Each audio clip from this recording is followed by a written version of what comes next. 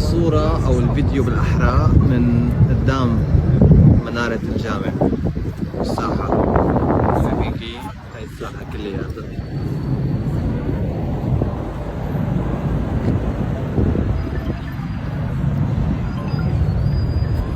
اللي اجينا عليها بالليل امبارحة كانت معجوقة وضوجة وكذا.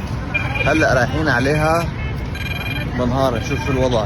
هون تجمع العربيات كلياتهم اللي بياخذوا السياح. سوق كراجات العربيات، كل العربيات هون. شايفين كيف؟ بدكم تطلعوا بتجوا على هاي الساحة كل شيء موجود هون. شوف هلا شو الوضع، شكله هدوء ما في ضوجة.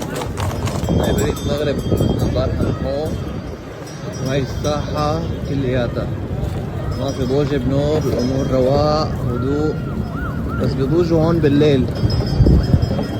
هات العصير والفواكه.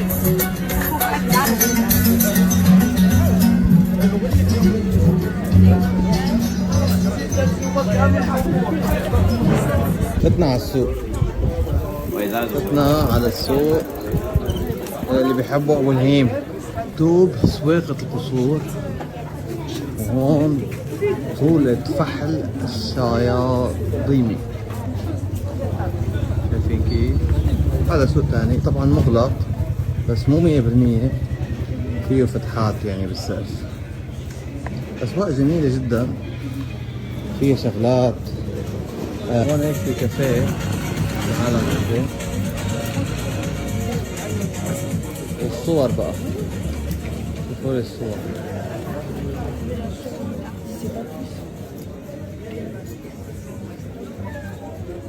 يعني تشكيلة شغلات مميزة بالسوق، بدكم وزن بس.